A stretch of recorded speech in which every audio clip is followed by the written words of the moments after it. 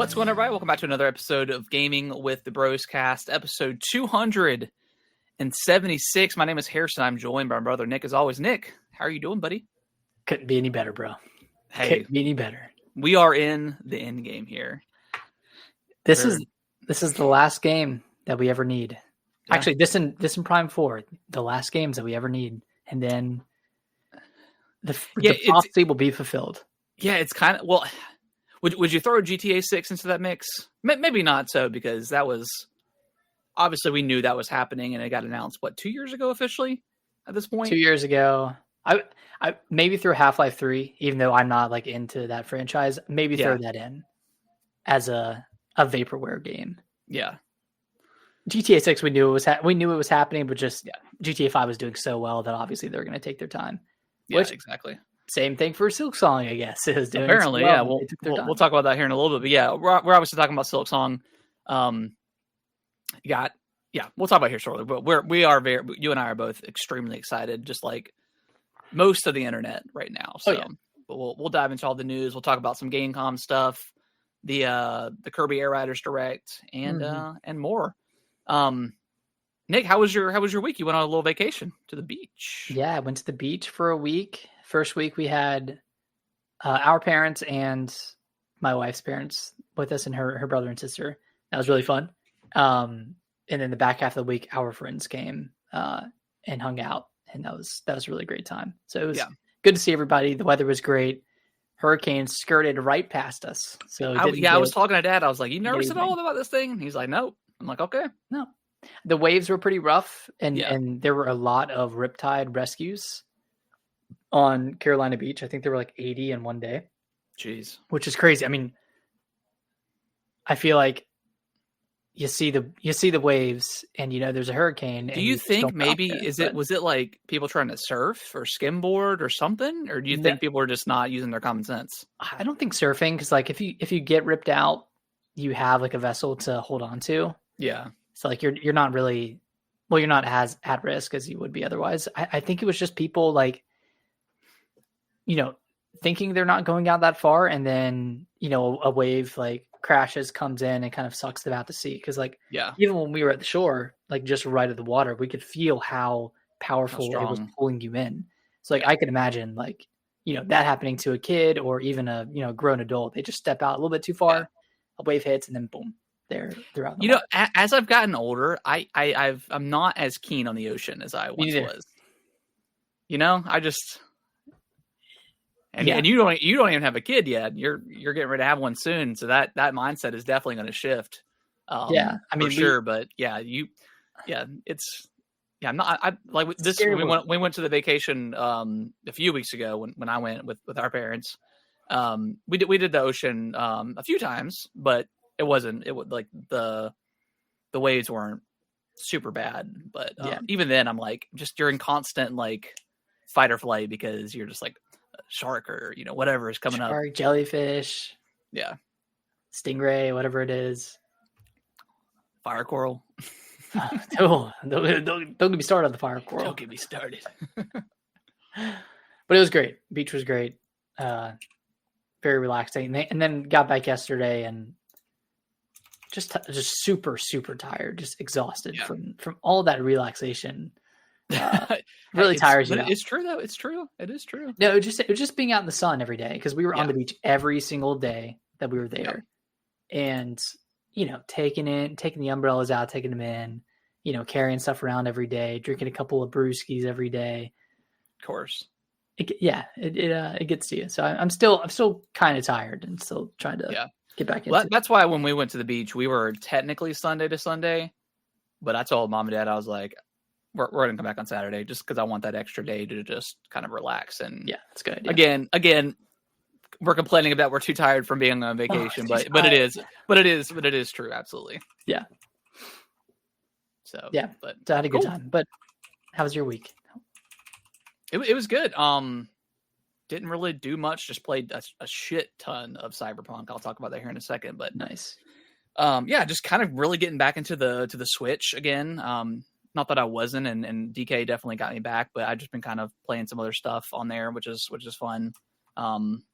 really enjoying the portability of that. Sorry, I'm typing in the hashtags on the YouTube's the YouTube channel, but yeah, it was a good week. It was a solid week. Nice. Well, let's hear about Cyberpunk. I saw on your profile you were at least 25 hours in. So you said you had finished the main story. How's that going? Yeah. So, well, before I do, I've got to talk about weapons because I saw weapons over the last week or so.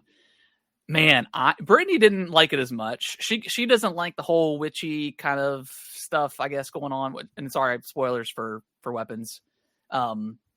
Ish. I'm sure it's been out for a few weeks. Yeah. But yeah, I absolutely loved it. I guess the only complaint I have about it, well, two complaints. I kind of wish it was scarier. It really wasn't. It wasn't super scary. I mean, it definitely had like its suspenseful moments, like that scene where she's in the car and she falls asleep, and then is it the mom that comes out with the scissors? Because she's definitely like dancing, or she's definitely like kind of dancing and acting it was the aunt, I thought. See, and I thought it might have been, but she was like kind of walking like she was like loopy and under control, possessed or whatever. Okay. I don't know. I'm definitely gonna watch it again when it comes out on when it streams. But and then my only other complaint about the story is, and maybe this is just a small town cop investigation thing. You think if 17 kids went missing, you think the FBI would maybe get involved a little bit, you know? Yeah. I think they what's the kid's name? The one that they're at the house. Oh, I can't remember. Yeah. They should have investigated that house a little bit more than just, you know, the one time they went over there. Yeah, I mean, you're kind of right. It should have gone to the FBI. I can't remember if they said anything about it in like the monologue at the beginning about like FBI not getting involved for any specific reason, but yeah, I can't remember. And then like the parents like, oh, the dad just suffered a stroke and he can't really talk much, and this seemingly random aunt comes out of nowhere and all of a sudden spoilers. I said spoilers. Okay, you said spoilers. Yeah. But yeah. I thought it was amazing. I loved it. I loved it. Yeah, I thought this was and it was incredible. Funny. Like it had a lot of really good laughs, and it was very cathartic at the end. Yes, that is like the most satisfying. I would say like every death in the movie was kind of satisfying. Like they all somewhat, maybe the cop not so much. I don't know if he deserved to die because of what he did necessarily, but he was kind of a shitty person anyway. So yeah, had shitty moments. The only other death that wasn't very satisfying was the principal. Oh yeah. Like they just got that one. Yeah, that one was brutal to watch. Yeah, but that hot dog platter, man.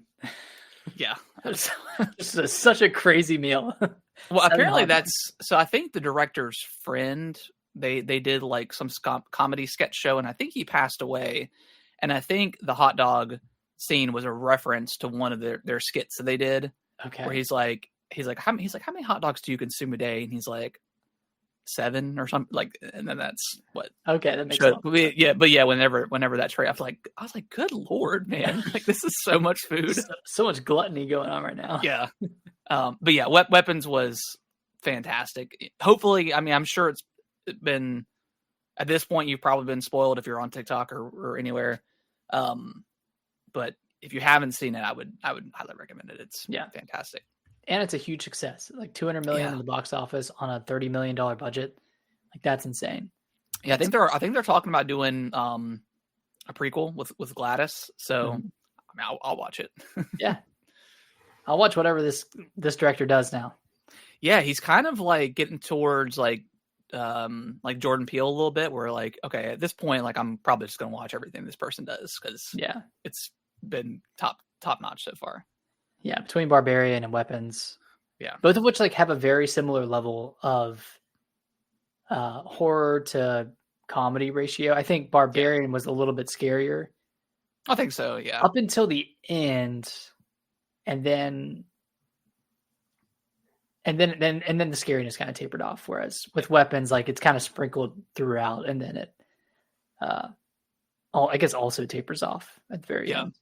But yeah, I like the way they incorporated like the storytelling with kind of doing everybody's perspective up into the big kind of like climax moment. I thought that was really, really interesting.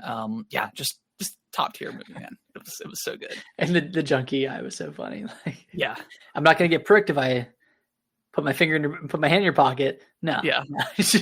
And like maybe it was a valid crash out, because I would be pretty pissed as well. I'd be pretty pissed. Yeah. A needle pointed upwards in a pocket and just waiting to prick someone. That's crazy work. Yeah, that is super crazy work. Yeah. But yeah, weapons is great. But yeah, Cyberpunk. So I played this initially.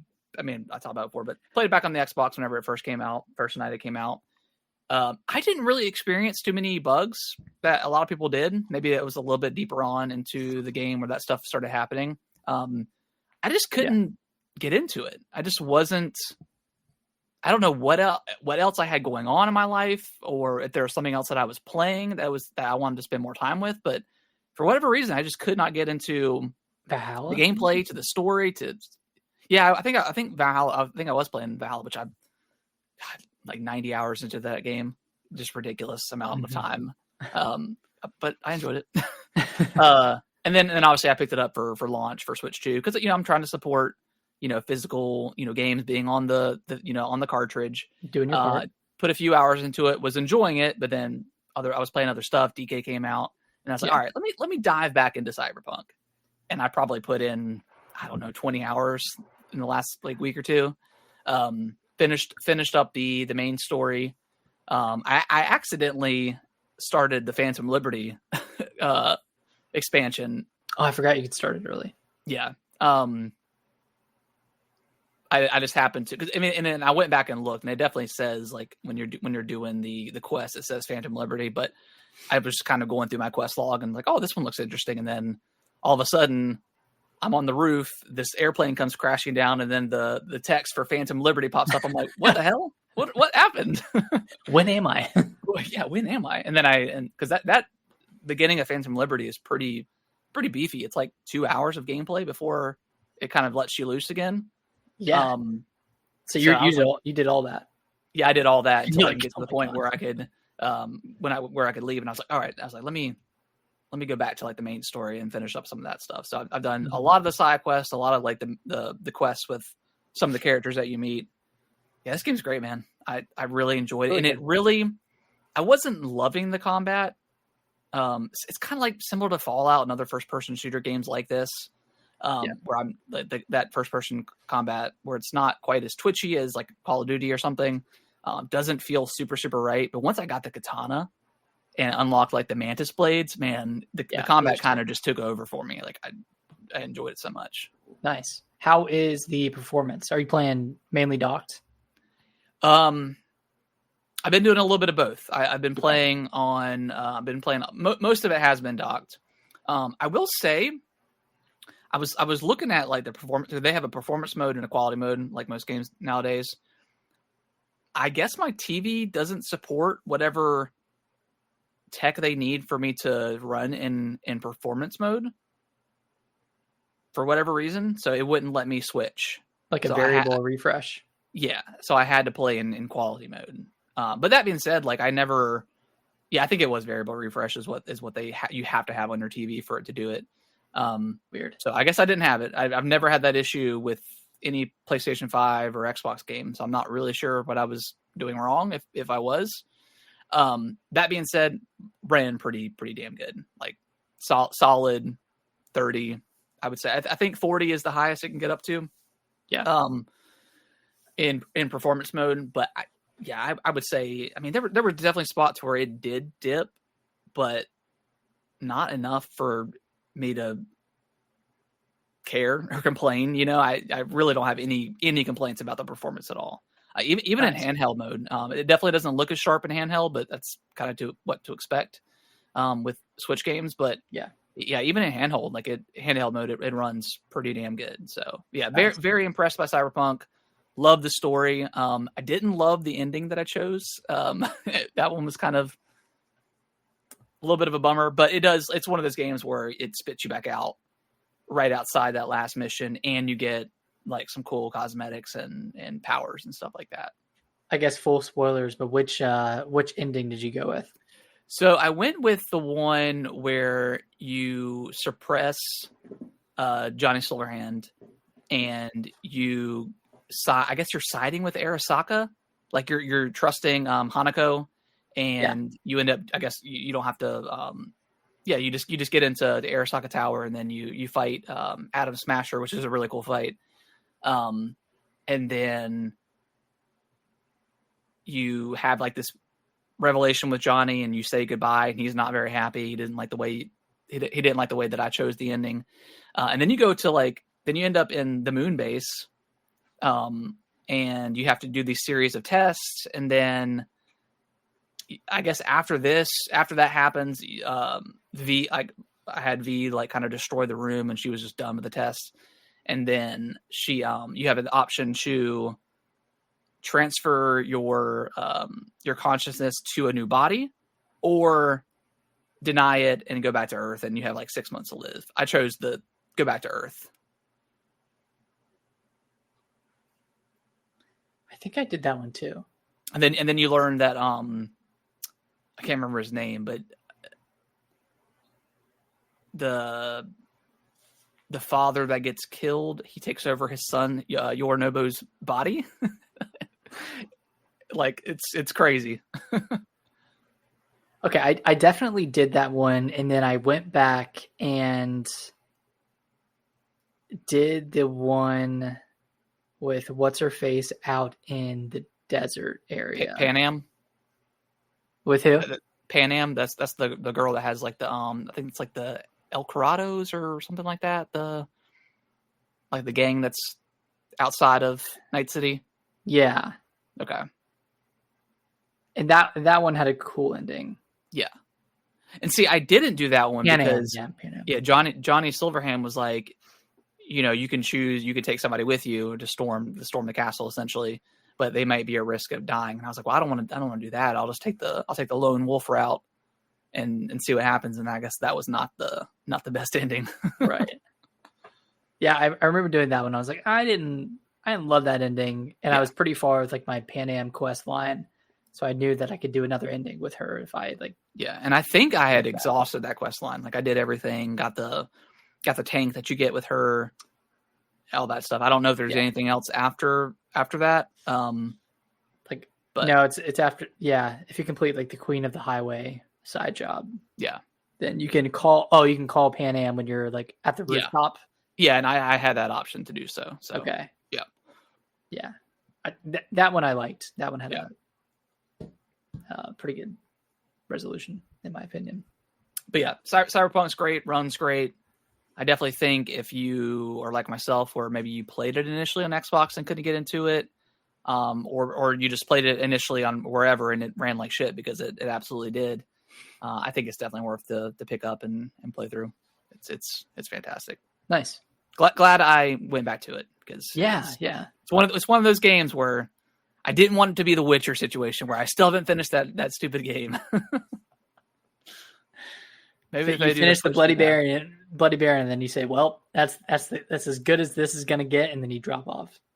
I think the last time I played through The Witcher, I got the furthest I ever did. I made it to Skellige and did some other stuff there, and then I stopped. But even that's like, okay, now we're to an entirely new place with an entirely new set of quest lines, and you just spent 25 hours in the first area or the first two areas. Yeah, I get it. It's good though. Yeah. But yeah, Cyberpunk, fantastic. I guess my only other gripe too, I kind of wish you could just fast travel wherever you wanted to. There's like a million of those like fast travel points. Like, why not just let us? Like, I understand like you having to fast travel to those points, but maybe just let us fast travel from, you just go in the map and then you just click on where you want to go. Like, why do I need to be at one? But small gripe. I get that. Yeah. Small gripe. Anything else you've been playing? Not really. I did play about 20 minutes of the Rogue Prince of Persia. It's on Game Pass. Oh, nice. I didn't know that was on Game Pass. Yeah, that just came out a couple of days ago. Really cool. I think I'm going to wait for it to come out on Switch 2 because I think it's supposed to come out on Switch 2 in a couple months, I believe, before the end of the year. So I'm probably going to wait to play it on there because that's just kind of the perfect game. But I really liked what I played. Like they actually had, I don't think this has ever been in a 2D. I don't know if it's ever been in a 2D like platformer in general, but there's like you can wall run and stuff. So it's very interesting how they incorporate that into this type of game. Cool. Yeah, because it's completely 2D, but the combat's pretty good. I don't know if it's on par with the Lost Crown Prince of Persia game, but it's pretty good from what I played. All right, I need to check it out. I thought it was PC only for some reason, but maybe that's they had the beta that was on the early access that was PC only, but then the game officially launched on PS5, Xbox. Okay, yep, sweet. So yeah, Nick, tell me about UFO 50.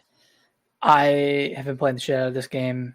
For those who are unaware, it's like a fake collection of 50 games from a old console, like a fictional console. All different types of games on here: 2D side scrollers, Metroidvania type games, tower defense, combat arena games. Pretty much something for everybody. Like I've played 40 of the games so far. I've finished like 6 or 7, and I've probably put like 30 hours into this collection of games so far. Some of the games I'll spend like 5 hours in, so like they're pretty beefy. I'm stuck on this one stupid game called Overburn right now. It's kind of like not Binding of Isaac, but it's a combat, like a 2D top-down combat arena that has 8 rounds of combat, and in between each round you can like up your ante and add more enemies to the round, and you can get money to spend on upgrades. And it's not a roguelike, but like if you die at all during any of the 8 rounds, you have to start all the way at the beginning. And the last round is like super, super hard. So you have to keep like upping the ante. And I've spent 7 hours in this one game and I have not beaten it yet.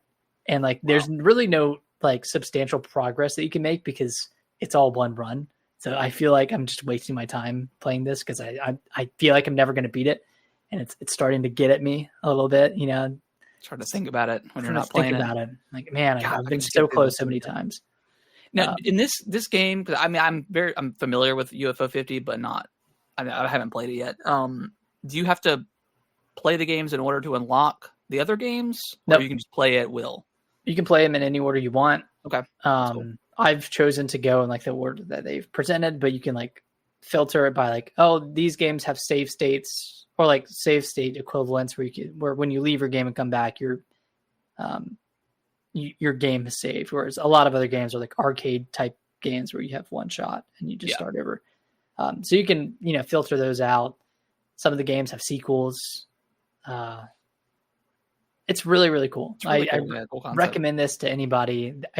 I feel like everyone is going to find at least 5 to 10 games that they really, really love.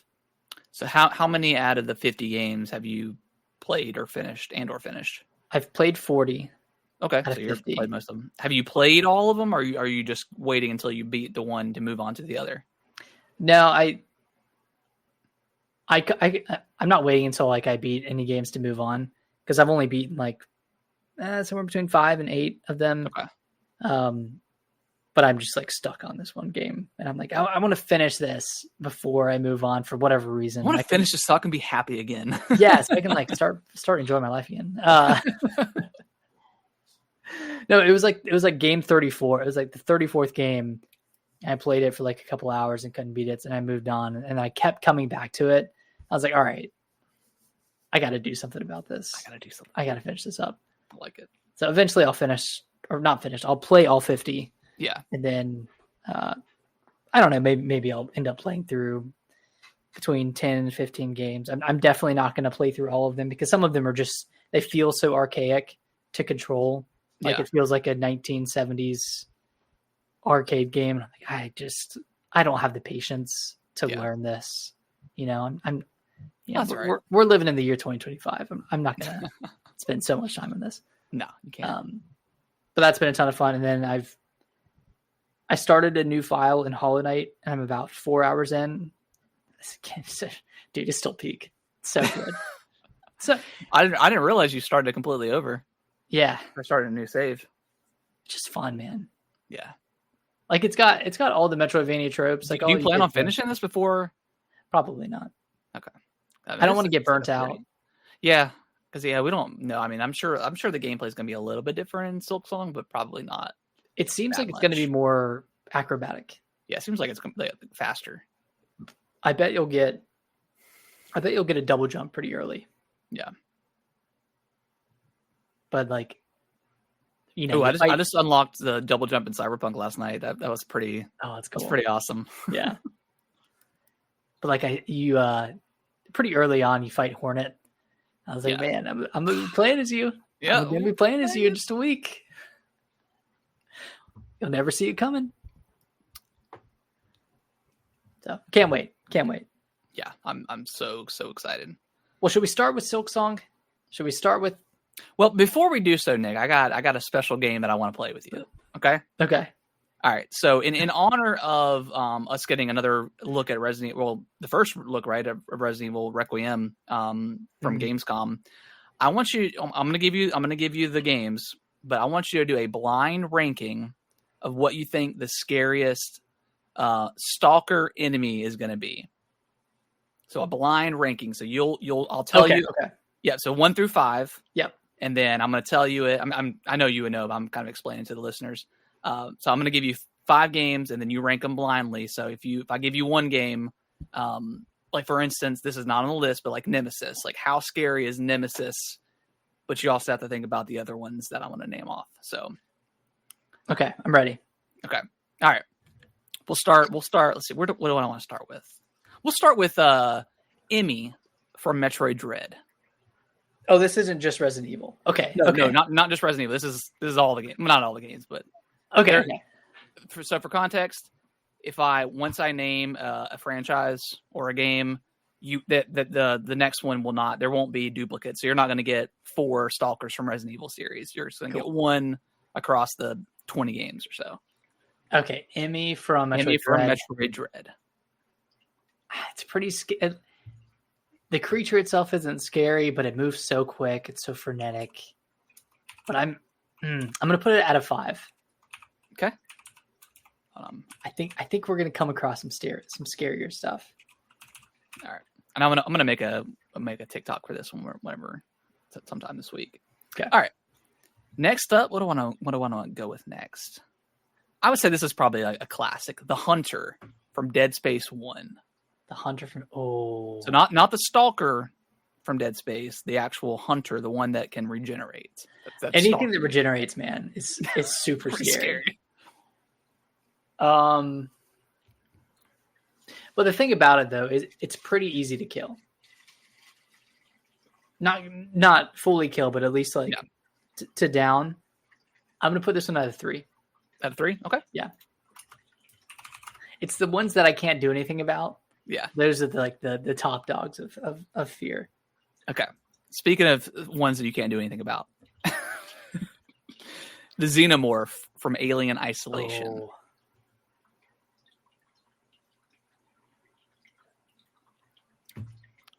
We've got 3. Well, 2 more after this. 2 more after this one. So think carefully. I remember being very, very frightened playing Alien Isolation. And so much so that I didn't like playing the game by myself with no one else around. That's I think a lot of people sleep on that game. That game is incredible. Very tense. I'll go a 2. A 2? Okay. Yeah. Mainly because it's so fast. You can't really do anything about it. And the AI is so good that it stalks you around. Yeah, it's one of those games where once you meet the alien for the first time and you understand it, I don't think I ever not crouched. I think I was just constantly crouching everywhere. That was such a long game because you move so slowly everywhere you go. All right. Mr. X from Resident Evil 2. Mr. X. Okay, now I'm trying to imagine what number 1 is. If Resident Evil, Metroid, Alien. And remember, this is just stalker enemies that stalk you through a portion of the game or the whole game. Just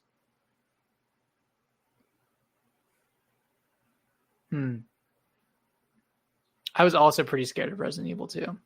Yeah, those footsteps are pretty frightening. Pretty frightening. Yeah. Yeah. So do you think Mr. X is scarier than the Alien? I don't think so. I think I have to give it a 4. I think I have to put it in the 4th slot. Okay, I like it. I like your thinking here. Yeah. All right. This one you definitely know what it is, but you probably would never think of it when it comes to a stalking enemy. Laura, it's the long-haired grudge-like creature from The Evil Within 1. From The Evil Within 1. Did she stalk you? Yeah. Well, I gotta look her up. I've played Evil Within 1. I don't remember Laura. Oh, yeah, she was. Yes. Yeah, she's pretty terrifying. Wait, is that the one you have to bring into the the incinerator? Yeah. Yeah. And I think she pops up like a couple times throughout the game. Yeah, maybe? multiple times. Yeah. Was she in the second one too?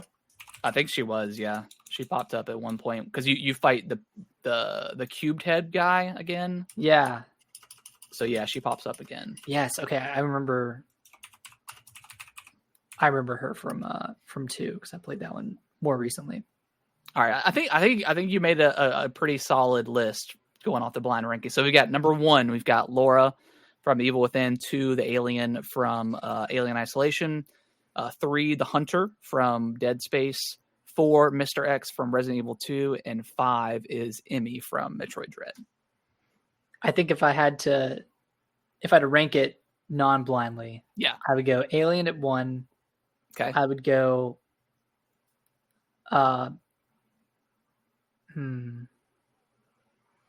maybe Mr. X at 2, Laura at 3, the Hunter at 4, Emmy at 5.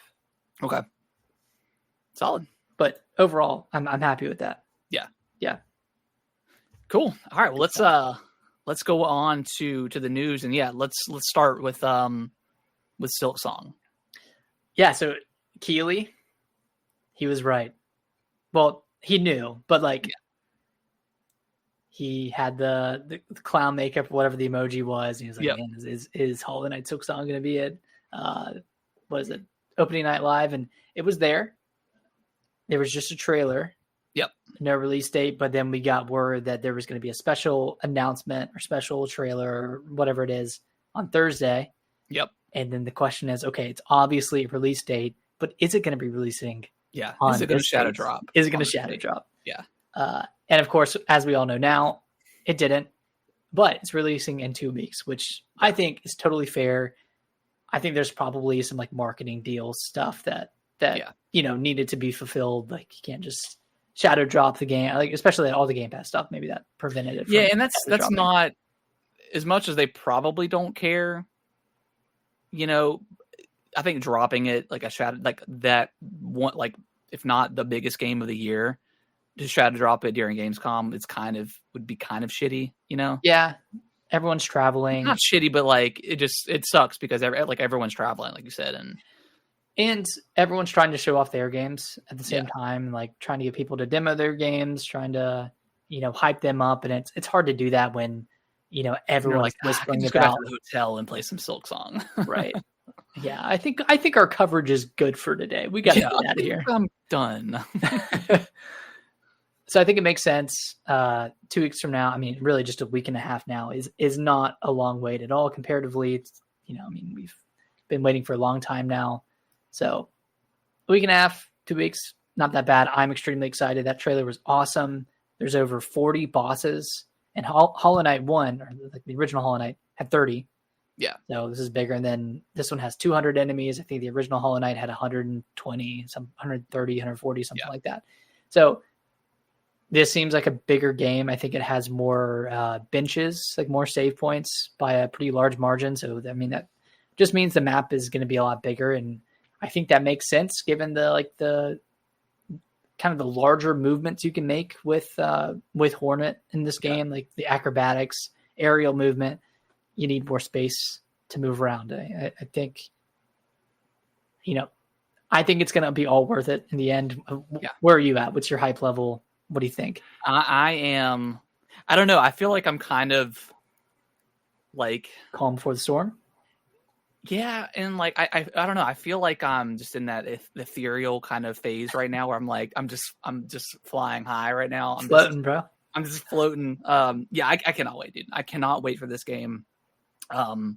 Obviously I got into Hollow Knight pretty late into its life. I mean, I think I played it back in 2022. I think it came out in 2018, something like that. Yeah, summer 2018. I think that's when I played it. So I'd never played it, and I always heard it was good, and I knew it was on Game Pass and stuff. I just never. I think I maybe started it on Game Pass, and then once it came out on Switch, I was like, this is a no-brainer. Yeah, just cannot wait. I mean, we love our Metroidvanias around here, and this is one of the best ever. The Metroidvanias. Yeah. Yeah, I'm very, very excited for it. And it looks great. I don't need to see anything else. No more trailers. I'm good. I'm ready. What's your plan for this game? Because I didn't 100% Hollow Knight, and I kind of wish I would have. And, I still could at some point, but, I'm way more excited for Silksong than I am to go back and replay Hollow Knight. But, like, are you planning to, take it slow, explore as much of an area as you can, or are you gonna like just go through it, mainline it, from objective to objective?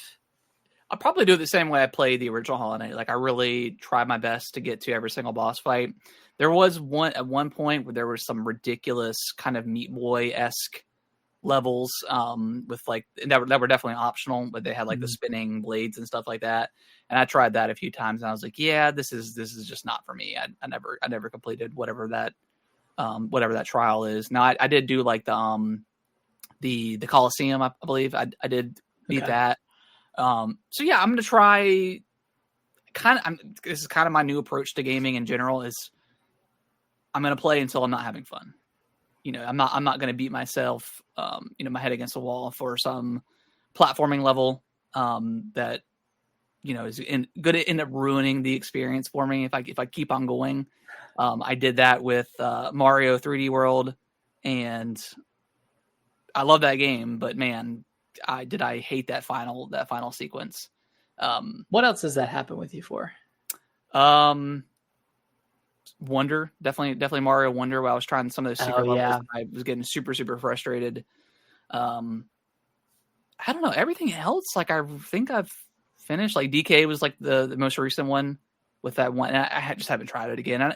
And I bet if I were to go, and I kind of did start that, if I were to go to all the other layers and get all the upgrades possible, like having the most of some of those health items you get, I could probably do it. And I'll probably go back to it eventually. What was that one? That was a challenge. It was one of the challenges where they force you to do like the challenge, like 20 arenas on one life. Some of that crap was in Mario 3D World and towards the end where they would make you do like 20 challenges.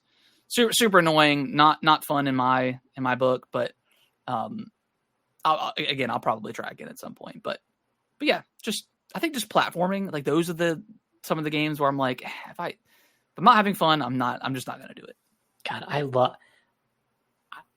I can just sit there for an hour and try a platforming challenge, and for whatever reason, I don't get super frustrated.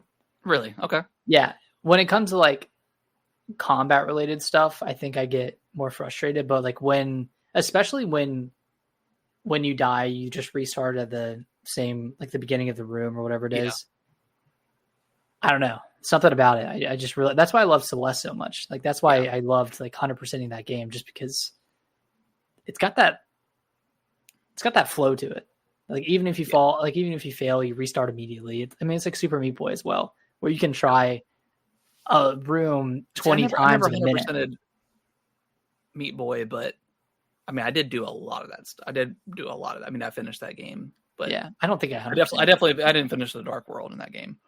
Yeah, because it got to the point where I was like, yeah, I'm just like I think I'm more willing to, and maybe that's just the Dark Souls kind of mentality, is like I'm more willing to fight against one enemy for a long time versus getting to the enemy or doing some platform, like any sort of runs in Dark Souls where I'm like, yeah, this is just so shitty and not fun. Every Dark Souls 2 run. Yeah, like I may just not do that, and then ultimately not get to the boss. But yeah, I'm more willing to fight an enemy more than once than do the platforming. So different strokes. Yeah, different strokes. It's all good. But yeah, Silksong, can't wait. I'm contemplating, like, do I want to fake a sickness on Thursday and call out? But I'll probably just be playing anyways because I'll just be playing at my desk handheld, so it's whatever. Yeah, it's fine. I think it's going to release at like 10 a.m. Oh, super solid. So earlier than like the normal like 12 p.m. indie release dates. Maybe this means nothing, but it's interesting that this game is on Game Pass, and it's not releasing like on a Tuesday or a Friday, and they're going with Nintendo's release schedule for Thursday. Kind of interesting. It probably doesn't mean anything, or I mean, how could it? But it's interesting they chose that date instead of September 2nd or the 5th. I mean, I don't see why they wouldn't have done September 2nd, because indies on Nintendo platforms release, every day of the week. Yeah. So it's not like it's Nintendo's game, but just interesting when I looked up, I was like, that's kind of on. It's like that's a Thursday. Okay. So I wonder who has precedent between Nintendo and Xbox. I mean, maybe Xbox because they have the marketing, like they have the Game Pass stuff, but yeah, it was coming to Switch only first, right? I wonder if this game will have cross save. I don't know. Because I need to try it, but Cyberpunk has cross save on the Switch. So I'm assuming that goes over to the Xbox, I would imagine. I've never actually done a cross save ever. I've just kind of played it I did it for Witcher from Switch to Xbox. Oh, interesting. Okay. Yeah, so it works. I'm assuming it'll work the same way. If they ever do like if they ever do a Witcher 3 Switch 2 edition, I might jump back in on that. I would love that because I need to go play Heart of Stone, or not Heart of Stone, Blood and Wine. Blood and Wine. Yeah. But I want to play a handheld, but the Switch version is so freaking crusty that I don't want to touch it.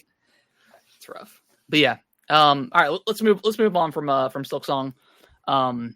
Let's get away from Gamescom for a second. Let's go over to Kirby or Air Riders. We got the 45-minute direct from Sakurai.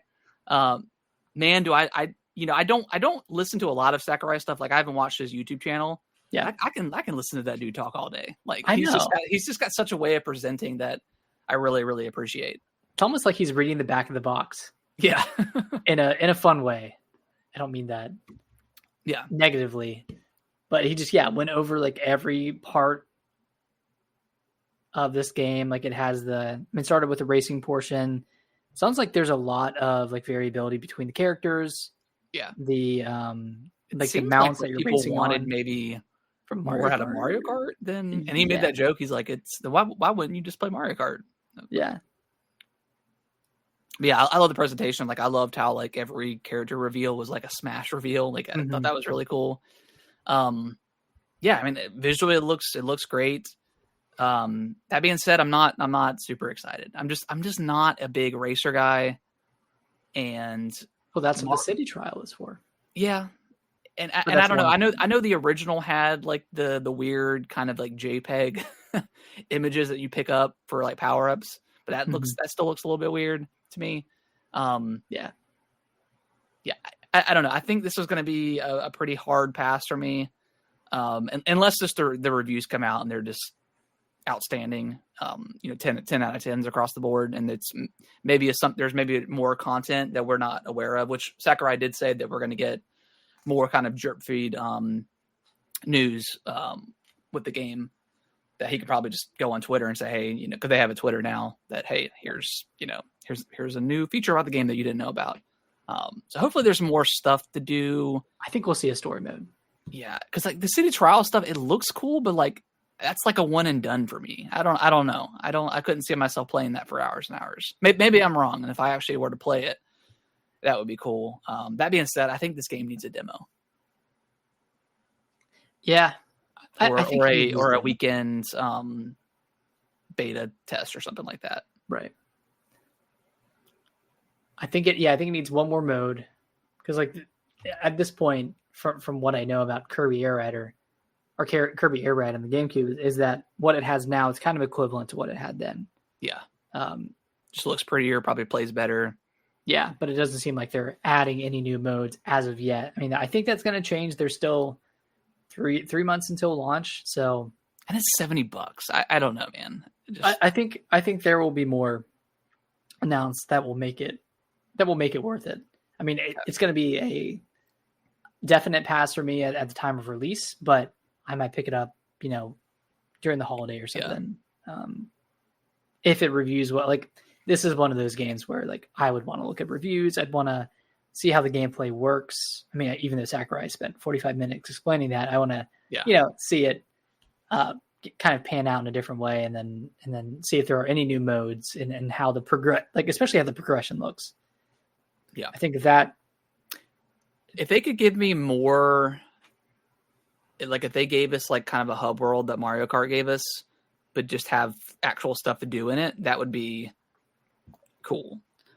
And it might. I mean, the city they showed, can't remember what the name of it was, but the city they showed looked pretty compelling. It looks relatively small, so I don't know if there would be like enough to create, a lot of things to do in this city. But maybe it has like warp portals, or where you find a secret warp portal and you go to a challenge level or something. Yeah, kind of akin to what was in like Donkey Kong Bonanza. Yeah, that'd be cool. That would be way more appealing to me than any of the multiplayer stuff, for sure. And this is online, right? Like it's an online game. Okay. Yeah. I'm interested in it. It's not a hard pass for me, but I just want to see more. But I have faith that he's gonna. Yeah, I mean, I'm sure it'll be good. It'll play good, and like, I have no doubt in that. But I think I just need to see more, if there is more, which I assume there will be. Let's go. Let's kind of revert back over to Gamescom announcements. You were on the beach while this was airing, so you probably didn't watch it. I did watch a little bit of it. Okay. I definitely watched the whole thing in full. Presentation wise, I mean, it's the same issues that every Keighley show has. The pacing is so strange. I mean, they had a segment where they had like a 10-15 minute segment with Fallout. Like, we don't. Oh yeah, we don't need the actors to come out there. It's cool, but like just roll the trailer and let's get on with it. Just flip the burgers, man. Yeah, just put the fires in the bag, man. Who did they bring out? It was the Monster Hunter and Final Fantasy crossover about them. Like, oh, you could have a Chocobo in Monster Hunter, and then they're like, oh, you can have a Rathalos in Monster Hunter 14. It's like, or in Final Fantasy 14, and they're obviously speaking Japanese. They had to have the translator. It took forever. It took way too much time. And they do this every single Keighley show. Like, even when like Kojima comes out and you have to have a translator, I'm like, there's nothing wrong with it. But like when you're in a show, like it just makes the pacing so bad. It brings it to a halt. Yeah, absolutely. And then like right after that, I think it was just kind of like 30 minutes of just vaporware kind of stuff, just shit that pay the bills. Yeah, I'm looking at this list and there's nothing like super crazy. I did like Moonliner 2. That one looks really good. Yeah. I mean the Cult of the Lamb DLC, that makes me want to get back into that game. Yeah. Resident Evil Requiem obviously looks fantastic. I'm extremely and by the way, that monster is 100% Alyssa, the girl's mom. 100%. There's no way it's not. Yeah, it's got to be. Yeah, because they show the I guess like not the prequel, but like the backstory where they're in the hotel, and then I bet this part happens like right at the beginning of the game. I think so. Yeah. I think her, like, I guess where the demo starts of her, like breaking out of her, whatever, like bondage she's in, where her blood's getting drawn out. I think that's either the beginning or like the right after the hotel scene with her mom. Yeah. 100%. Very, very early on. Because I don't think she has any weapons at that point. So it's. I can't wait, dude, man. Something about Resident Evil just scratches that itch. It's so hard. I mean, even Village, like Village wasn't perfect, but I love Village. The crap out of Village. Like that was so fun. Village, I had more fun replaying it than I did 7. I think 7 was the better experience, just horror wise, and it was just so fresh for the franchise. But yeah, 8 Village was God, I love that game. Just the weapon upgrades, just plowing through those freaking werewolf guys. Yeah, even though the house was it Beneviento? Beneviento or Beneviento. That was too short, and then of course the same for every Resident Evil game, but the back fourth of the game is just you mowing down enemies, like 2 action packs. But that's fine. I'm sure we'll see the same thing with Requiem once Leon comes in. Get one of the greatest like villains in Resident Evil 8. I'm the best. Come on, man. It's so good. It just really seems like they're having a fun time when they make these games. But I guess, the question is, will we see Leon? And will Leon be a playable character? And will he be 58 years old when we see him? Yeah, I don't know if he's going to be doing backflips. Stuff. I would love. He's got to be in it though. I mean, if we're going back to Raccoon City, like it's like I want to see Leon. Like maybe I would love to see Claire. You know, man, I would love to see an older Leon that can still do the backflip, but has a little grunt. Yeah. After each one, just to show his age a little bit. I'm not as young as I used to. Is this the last game? I mean, I love the Resident Evil franchise, but the timeline has gotten so convoluted at this point. Yeah. I mean, it's like what is going where? Do you think this is the last game we'll see of like if we see Leon? Like, is this the last one where we see like the big characters from the franchise, Chris Redfield, Jill? You know, any of those characters, or do you think they'll just kind of always bring them back? It's so funny because they didn't have to do as many time jumps as they did. Like, they don't have to be this old. Like, they don't have to be in their 40s. Yeah. Or 50s or wherever they are. Which isn't old, but like for a protagonist fighting zombies. Yeah, it's even like 8, like it ended and then if you play the Rose DLC, like it's like 16 years or something, 17 years in the future. I don't think they'll reference that. I think that is like a single point in time, and we're going back to right after Village. Yeah, I mean that makes sense because like I think she loses her powers at the end of that, anyways. Like it's all done, it's said and done. Yeah, I think that's just a singular story for her. Okay. Man, I would love for them to just go back to it all, go back to the beginning, and have us play like some rando from Raccoon City. Yeah. And then obviously we know what happens, and that's like kind of the appeal of those types of games and that type of storytelling. Oh. But like, have them like they're gonna die at the end or something like that. Yeah, like something like that. Know they're gonna get bombed, and maybe like, oh, you can save this many people, or whatever. Like that's kind of like the end game of how many people you saved, but you're gonna die. Dead Rising kind of thing. Yeah, kind of like Dead Rising. I think that'd be sick. Yeah, I don't know. I think I both have said it before in the past, but I'm just fascinated with Patient Zero or Day Zero type of situation. So I would love that. Or they could do another multiplayer game. No, they could have it be 50 years in the future and have a crossover with Dragon Drive. Jeez, and just have Leon and Claire. Leon in a wheelchair. The crossover you never saw coming and didn't. Neither did they. Oh gosh. What else we got? What else do we see at Gamescom? We got to look at like Call of Duty, which I just don't give a fuck. Why did they do this? Why did they have such a banger with Black Ops 6 and then immediately followed up with something that just looks like ass? Just just looks like generic, like old school, not old school, like generic, like teens Call of Duty. Yeah. Like Infinite Warfare. It looks exactly like Infinite Warfare. Nothing appealing to it whatsoever. I don't know. I think they're losing out to Battlefield 6 this year. We'll see. We'll see how Battlefield does. I mean, I know that first beta had a lot of people, and that second one I think dropped off a little bit.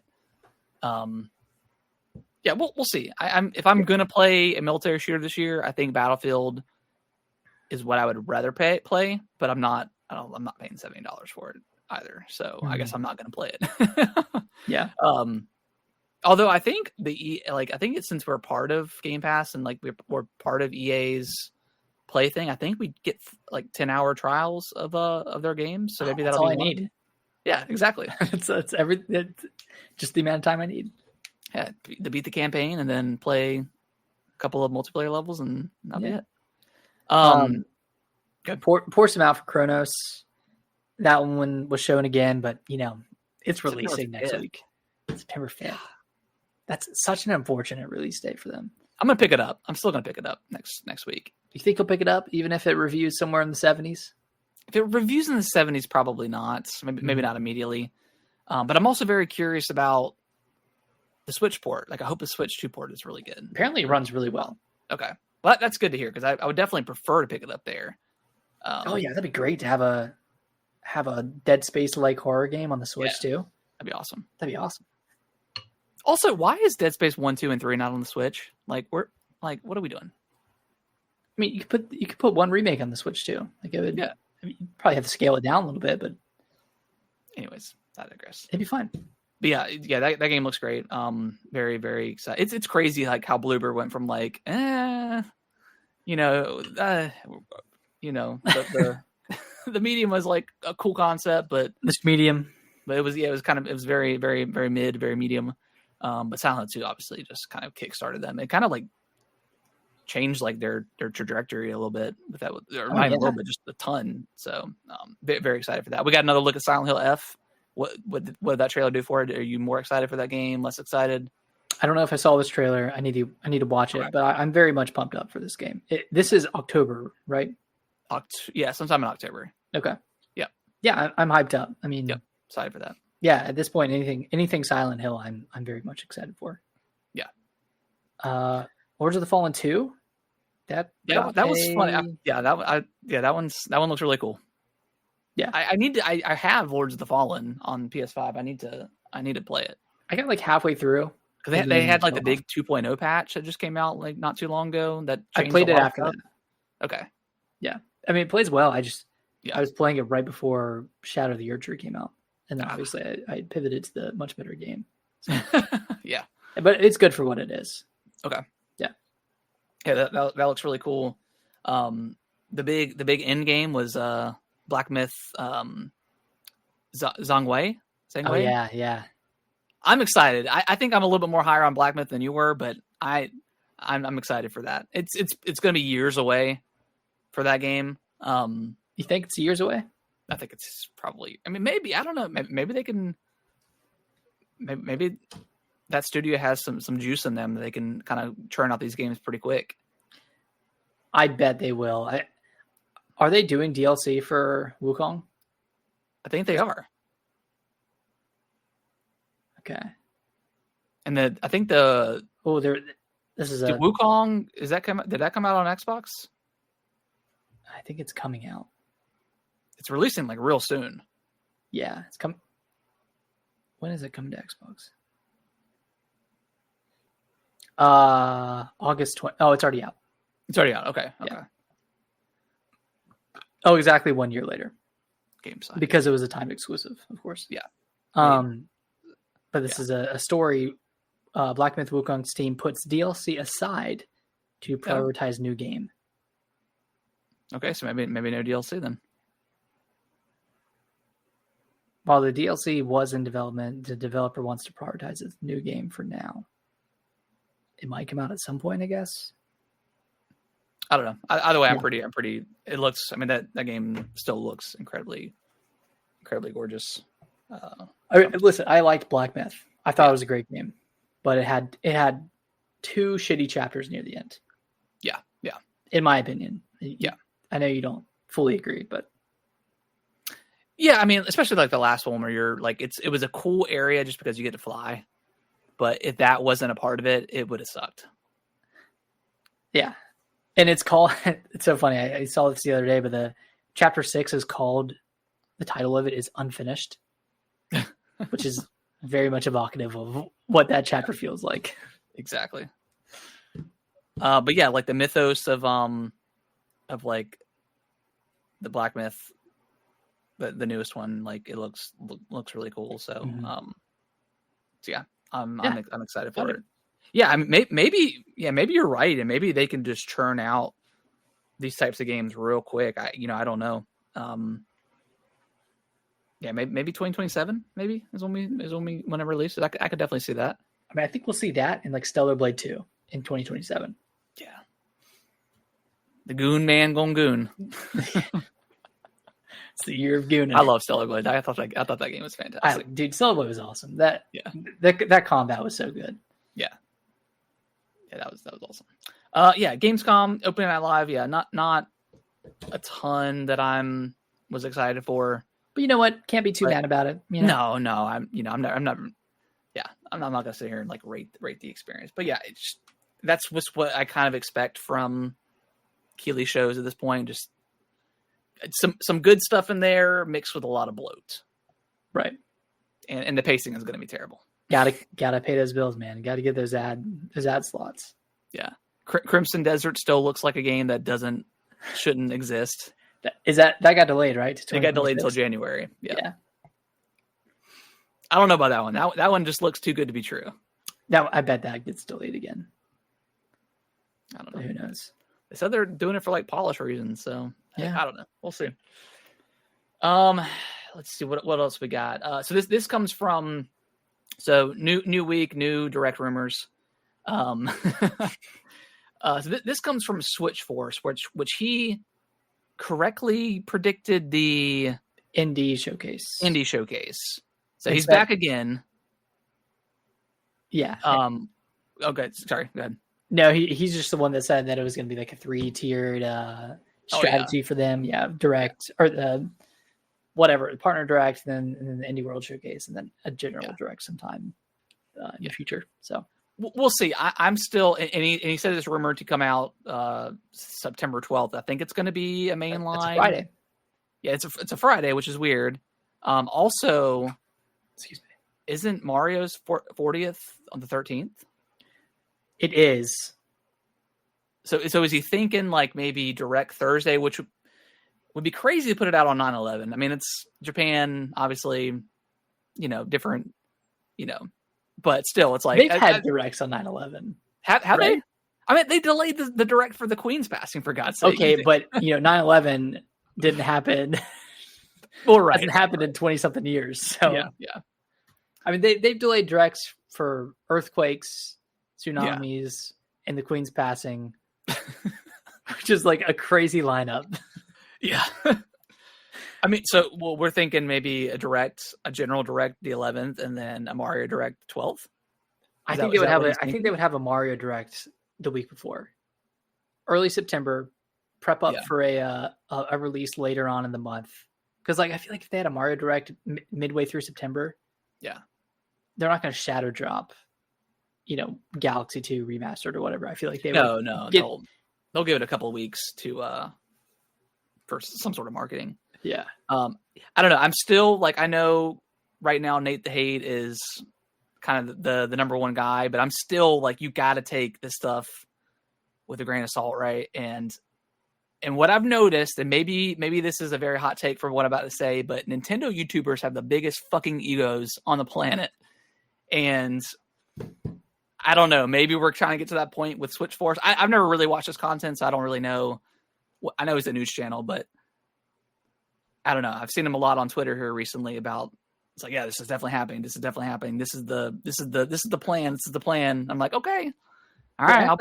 They're Jesus Christ reincarnate. I have a vision. Maybe it's not a hot take. Maybe it's a very cold take, but out of the PlayStation people and the Xbox people, they just kind of bicker in each other's presence whenever they're talking about stuff. But yeah, Nintendo YouTubers just fucking, it's insane.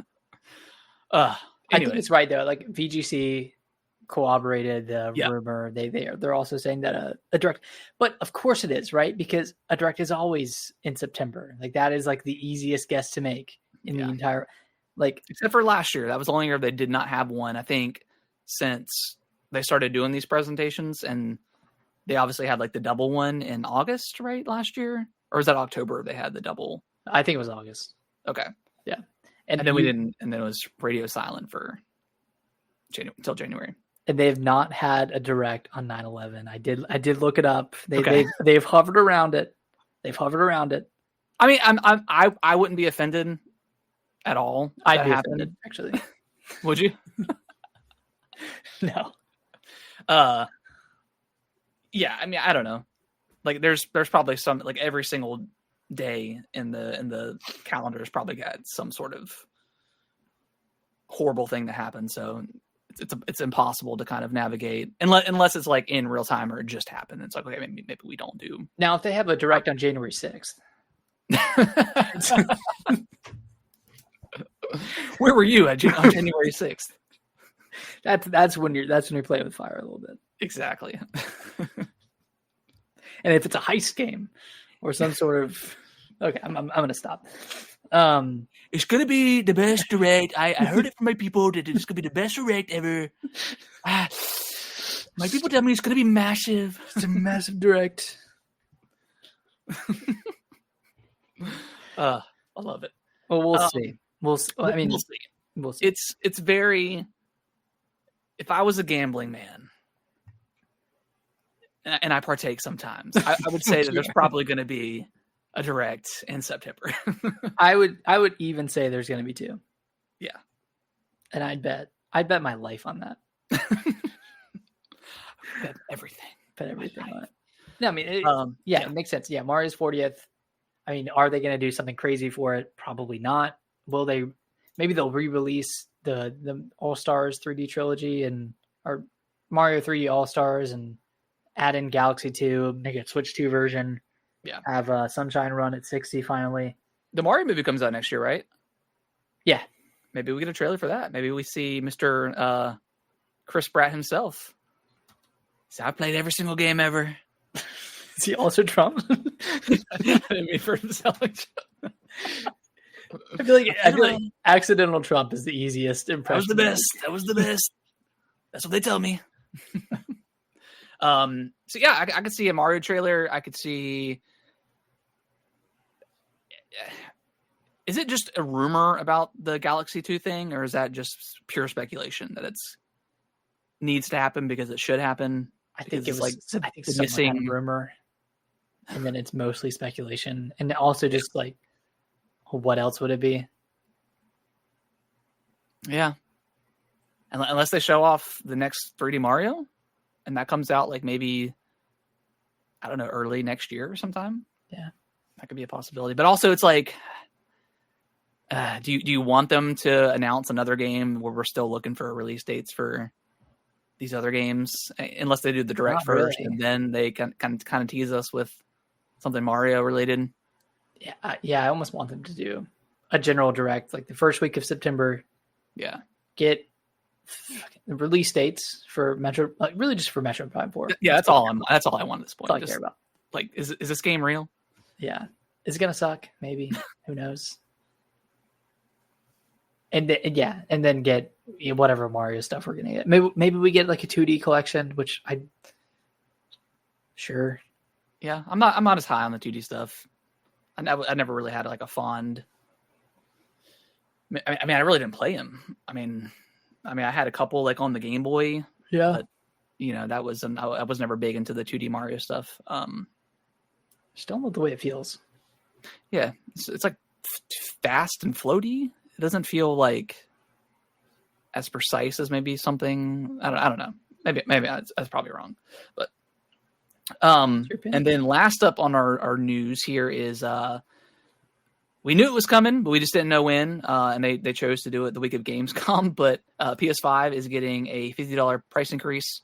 So that's all the models, the the Pro is $750 now, $749, $550 for the disc version, and $500 for the discless. Is that right? $450 for the discless. I thought it was already $450. Was it? I thought it was. No, they had that. They had a price. They had that price increase whenever they did the slim edition. They just made it $450. Wait. No, it's $450. Is it still $450? Okay. Yeah. Because they had like a quiet increase. Okay. Still sucks. I mean, it's still $500 on Best Buy. Oh, sorry, the disc version, the slim disc version, it's still $500 on it on Best Buy. You know, we were talking that, I think we were talking about it before the show started, but like I was at a GameStop recently, and all their pricing for their Switch stuff was still the normal MSRP. Maybe these companies aren't going to be selling it at these prices. They just refuse to. Yeah. Oh, you're right. You're right. The digital edition is $500. Oh, okay. So where do you see that at? Crazy on Sony's website. Okay. Yeah, maybe I don't know. Maybe these retailers are going to hold off as long as possible, until they don't have any stock, and then and maybe, God, I guess you have to buy them because you got to have stock of this stuff. But geez, it's crazy. That's nuts. Did we ever talk about the Switch One price increase? We did, right? I think we did. Okay. Yeah, it all had like a $50 bump. So yeah. I mean, $400 for the OLED is insane work. Yeah. That's nuts. I mean, obviously it's all because of the tariffs situation. Yeah. I mean, Microsoft, Sony, and Nintendo has increased their prices at this point. Luckily the Switch 2 hasn't seen a price increase yet. Just every other accessory good. for it still has. Absolutely good. I got a feeling that maybe after Christmas, after the holidays. You think after and not like leading up to it? No, I don't think so. I think, they could. I don't know. It just, it's just, I don't know. As someone who's been in around the gaming industry my entire life, this is just unprecedented with these increases. 5 years into a console life cycle. PS5 should be 8 years into Switch. That is, just take the L, Nintendo. Jeez, just like you've made so much money on the Switch. Like the Switch 1 should be discounting to like $200 right now. OLED should be at $250. Like what we were in such a time where you could buy the DS, the Nintendo 2DS for like $70, and that was the MSRP for a long time. Like, man, the Wii was $100. The PS2, I think they gave those away for a little bit. Yeah, those were like $80, $100 for like for like the ultra slim editions. Slim edition. 360 got down to like $99 at one point. Like, man, we were living in the best of times, and we didn't even realize it. Did the PS3 ever get that low? Maybe it got to 300. Yeah, 200, maybe 200 was the lowest they went. They didn't go super, super low. Yeah. But that one started so high anyway. Yeah, it was 600 at launch. It's insane. Dang. Adjusted for inflation, that's probably like $1,200. I don't want to hear that. I hate that argument so much. Yeah. It's like, if you adjust for inflation, but also if I look back at what the price was for a video game 10 years ago, I want it to be at that price still, right? Like I don't want it to increase. Yeah. So just because everything else is increasing doesn't mean I want this thing to increase as well. Like it's kind of like it's kind of a fallacy argument. You can't really make the inflation argument all the time. Not all the time. And especially like in gaming too, because like back in the day, some games did cost $80 because there were just no really standard. And really now, there's definitely a standard, but you can kind of choose whatever you want to be. Right. And I've got a feeling like I think some of these companies have probably noticed the trends of like their $70 games and that price point, and maybe it's not going the way that they want it to. And I think we're going to start seeing a lot of, again, we talked about it before, but variable pricing. Stuff like Expedition 33, $50, $40. I'm sure you can find it on sale like It's crazy. Yeah. Even like some of Nintendo's games, like on various websites, you can find DK for like $60 now, $63. Yeah. So it's like, man, it's real shitty that we're having to pay all this money.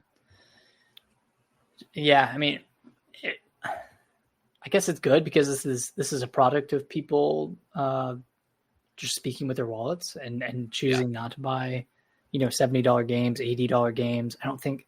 Well, Xbox doesn't have any $80 games. Sony doesn't yet.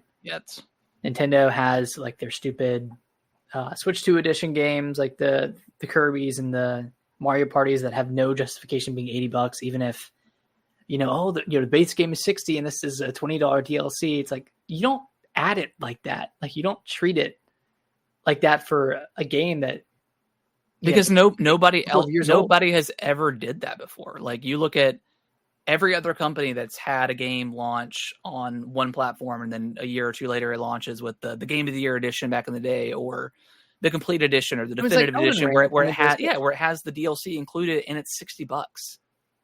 Like nobody else does that except for Nintendo. And it's super annoying. The people who bought Jamboree, for instance, the people who bought Jamboree at $60 last year are not going to feel burned that people this year are going to get to buy up the bundle with the DLC for $60.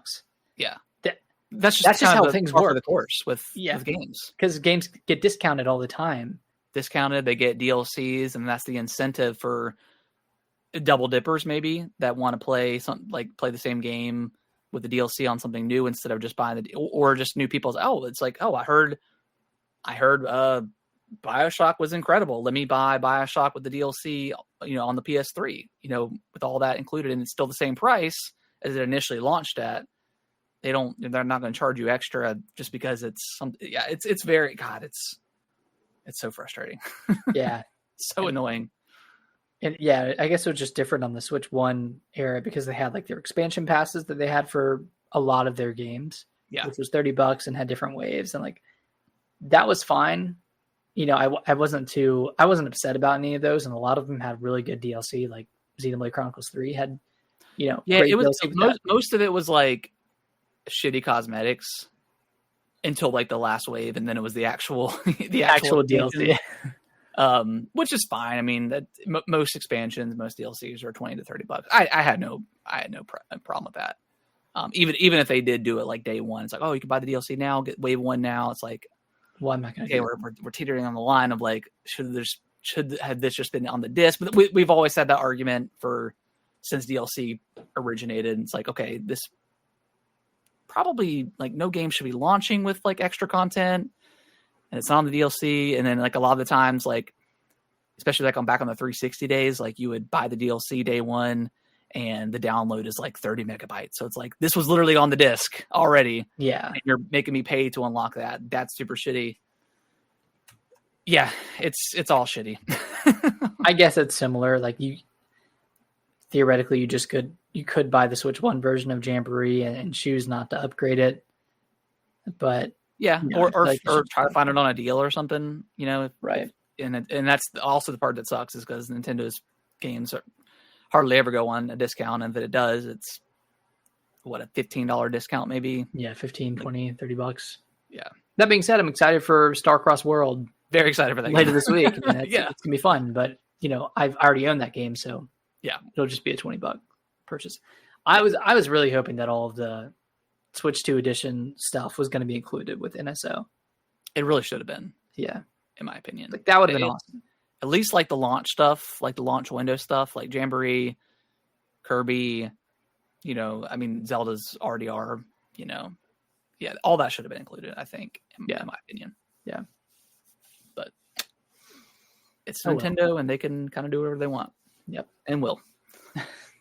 But maybe they'll it seems like maybe the keycard stuff could potentially change. I feel like they're actually taking that stuff into consideration. Mm-hmm.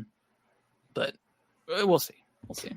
Last bit of news, Monolith Soft put out a new, it was a promotional video to get to recruit people to join their team. Okay. It was a video of, Xenoblade Chronicles 2 and some like eagle-eyed people who, had the original video and already ingrained in the back of their head, I guess, saw this and thought, hey, this looks a lot better. I looked at the two side by side. I don't think there's a big difference. I mean, there were some lighting differences and like it looked a little bit more clear. But this could indicate that what we saw in that little clip was like the Switch 2 edition or like a Switch 2 upgrade. So, that kind of adds fuel to the fire that the Xenoblade games are getting some sort of Switch 2 edition, whether that's a free upgrade or a paid upgrade. But I could see them getting like free upgrades throughout the next year. I think they should definitely. I mean, Xenoblade is an incredible franchise. I think they should just do it free. Just do a free upgrade because it's not a huge, it's not a huge seller. So I think asking to charge any sort of upgrade fee is probably going to be a detriment to that series. Not detriment, but like you're not going to get as many eyes on it, right? If it's not just a free upgrade. And because I'm waiting for X. Like I want to go back and play X, but I'm just waiting for that upgrade. It was in the files. It's in the files. Like, where is it at? But what they're probably going to do is they're going to do a 1, 2, and 3 trilogy, and it's going to be $160, and that's the only way to get the upgrade. That being said, a trilogy pack-in would be awesome. That'd be sick. That'd be kind of cool. Including X, like if you could include all those on. You couldn't fit it on a single cart, I don't think. No way. But hey, like how I'm pretty nostalgic for like multiple disc games back in the day. So like a 2 cartridge, like that would be sick, dude. That'd be awesome. I'd pay like $100 to get all 4 of those. In one package. 120 maybe. Get same thing with like Metroid Prime. Like give me the trilogy. That'd be cool. Yeah. Yeah, when's that coming? Prime, 2 and 3? Yeah. I could see that just shadow dropping at this point. I don't know. But I think it would be tied to a Metroid Prime Direct. Oh yeah. Absolutely. Like there'll be a Direct, and then it'll say, hey, by the way, 2 and 3 are available now, or within the next week or so. Yeah. So we'll see. We'll see. Any other news? We're probably missing something, but I don't know. I mean, a million. there was so much that happened. I mean, there's a lot of Gamescom stuff. Elden Ring, like there was gameplay of that on the Switch too. Apparently, it runs fine. Yeah, again, I don't know what to believe because like the reporting on the Switch 2 has been pretty abysmal since it got announced. And IGN had the article about how like it runs like dog shit, and I saw some of the videos and it looked fine. Like I'm not expecting it to run 60 in handheld, but it didn't look like it was in the single digits, is what they were kind of. I mean, it didn't even look like it was in the teens. Like it looked solid, perfectly playable. Like, but we didn't play it, so we don't know for sure. But it seems a little bit funky. But also like Bandai games and FromSoft, they do have some. They just don't optimize well. Yeah, they do have some optimizing issues, even on Series X and PS5. Like Elden Ring definitely had its issues for sure, and it kind of got fixed over time. But yeah, I don't know. Yeah, we'll see. We'll see. All right. Well, I think that's going to wrap up the show. We appreciate everyone watching, listening to the show, all that good stuff. If you can review us on your favorite podcasting platform of choice, that would be greatly, greatly appreciated. And we'll be back next week. I mean, it's a big week. We've got Kirby, we've got Shinobi, we've got Gears of War. What's it called? I can't remember what it's called. Reloaded. That comes out tomorrow.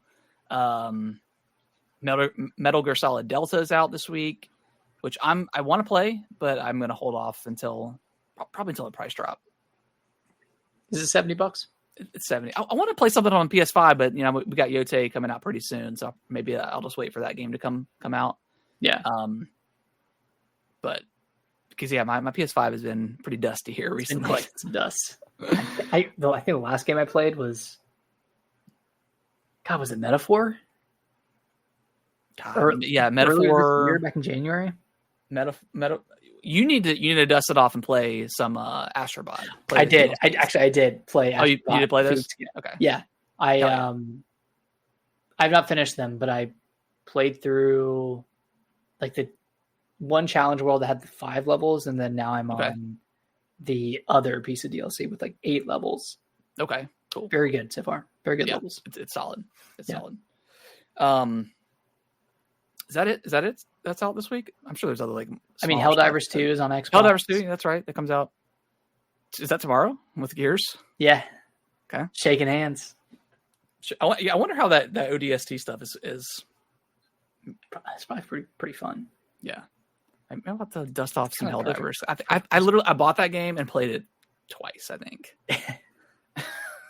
That kind of convinced you to get a PS5. Well, that and what, Spider-Man? Yeah, and it was on Hella sale. Like I think I got Spider-Man and the PS5, the disc version, for like $450. So like I was like, it's like if I'm gonna dive in now, I got to do it because this is too good of a deal to pass up on. You made a good investment. Yeah. Now you can sell it. Now I can sell it for another $200 and make profit. Yeah. So I know we texted about it earlier. Shinobi for sure. I think I'm going to pick up this week.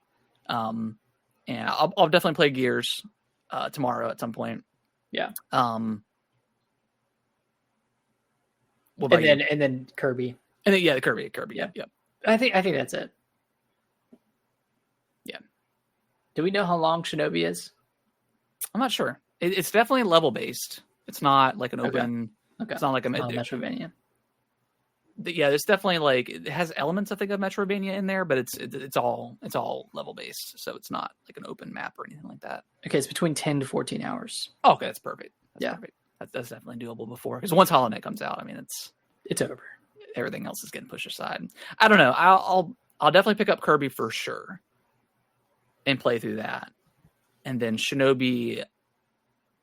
I want to get. I'm not sure. Is that going to be a weekend decision? Probably will be. Yeah. It's like how long is Friday? Kirby? Yeah.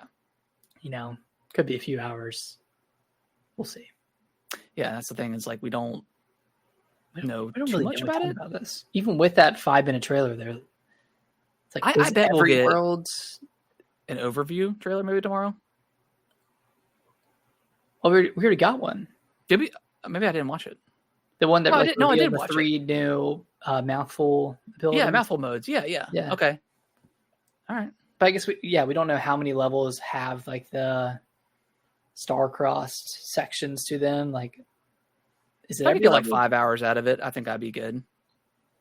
5 or 6 hours for like the main story, assuming there is one. I don't really know. I don't know. We'll see. Hopefully it's solid. Yeah. But, all right, guys. We'll be back next week talking about all that good stuff. And bye-bye. Bye-bye.